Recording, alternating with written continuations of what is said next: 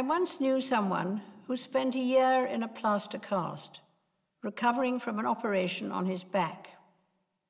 He read a lot and thought a lot and felt miserable.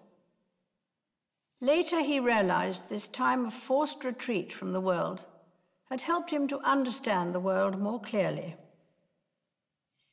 We all need to get the balance right between action and reflection. With so many distractions, it is easy to forget to pause and take stock. Be it through contemplation, prayer, or even keeping a diary, many have found the practice of quiet personal reflection surprisingly rewarding, even discovering greater spiritual depth to their lives. Reflection can take many forms. When families and friends come together at Christmas, it's often a time for happy memories and reminiscing. Our thoughts are with those we have loved who are no longer with us. We also remember those who, through doing their duty, cannot be at home for Christmas. Service and duty are not just the guiding principles of yesteryear. They have an enduring value which spans the generations.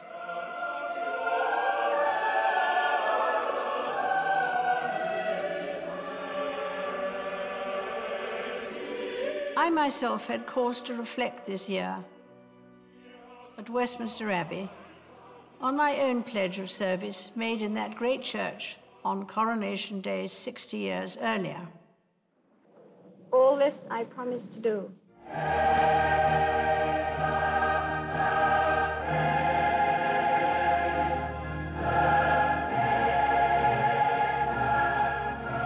Today we celebrate 60 years since that moment, 60 years of commitment. The anniversary reminded me of the remarkable changes that have occurred since the coronation, many of them for the better, and of the things that have remained constant, such as the importance of family, friendship, and good neighborliness. Here at home, my own family is a little larger this Christmas. As so many of you will know, the arrival of a baby gives everyone the chance to contemplate the future with renewed happiness and hope. So far, so good. For the new parents, life will never be quite the same again. As with all who are christened, George was baptized into a joyful faith of Christian duty and service. And 1, 2, 3. Really nice. Okay, so here we go. After the christening, we gathered for the traditional photograph. I think it's very good. 1, 2, 3. Straight to me. Good. George. Good boy. Okay, straight to the lens. 1, 2, 3. Really nice. It was a happy occasion, bringing together 4 generations. In the year ahead, I hope you will have time to pause for moments of quiet reflection. As the man in the plaster cast discovered, the results can sometimes be surprising. For Christians, as for all people of faith, reflection, meditation, and prayer help us to renew ourselves in God's love as we strive daily to become better people. The Christmas message shows us that this love is for everyone. There is no one beyond its reach. On the first Christmas, in the fields above Bethlehem, as they sat in the cold of night watching their resting sheep, the local shepherds must have had no shortage of time for reflection. Suddenly, all this was to change. These humble shepherds were the first to hear and ponder the wondrous news of the birth of Christ, the first Noel, the joy of which we celebrate today. I wish you all a very happy Christmas.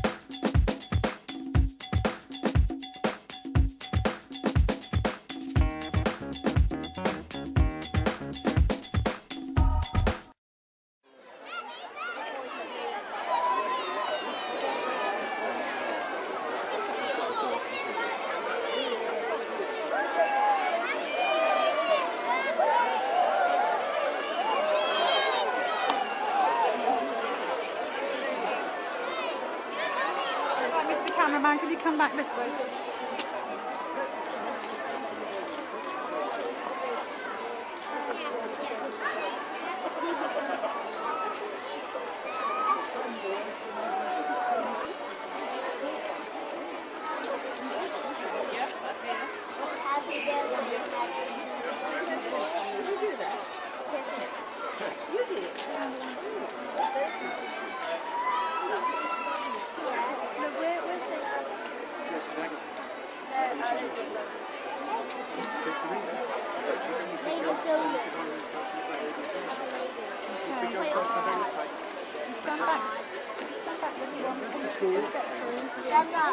Where are you going, the Queen?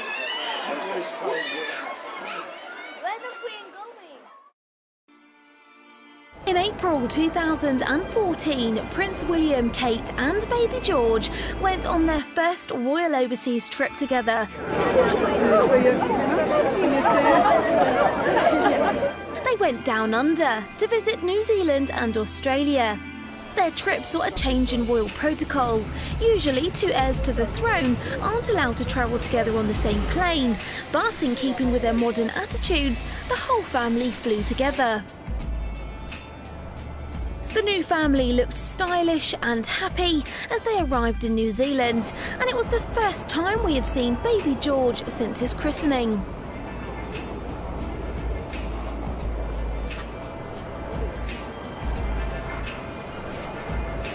Prince William and Kate wasted no time at all beginning their tour of the Commonwealth, and they received quite the ceremonial welcome.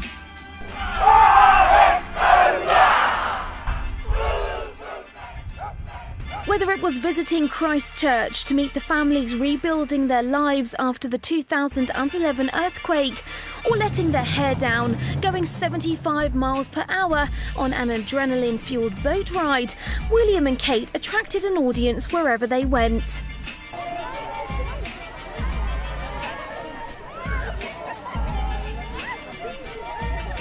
But it was George who attracted all the attention when on the 9th of April he went on his first playdate, a posh affair at the Royal New Zealand Plunket Society.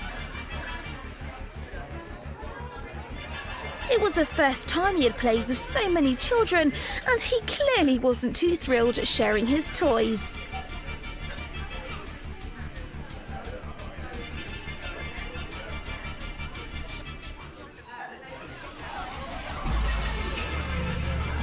Up next, Australia.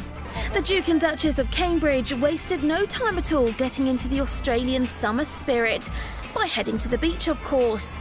It was clear how thrilled Kate was with her visit. To be here as a family has been very special, and we'll always remember it with fond and happy memories. Thank you for inviting us here, and for such a generous welcome. In keeping with her personable character, Kate made a few friends along the way.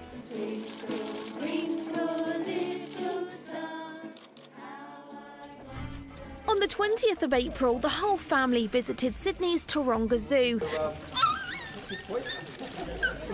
where George got to meet another George, a bilby, a rabbit-eared native marsupial who was named George in his honour.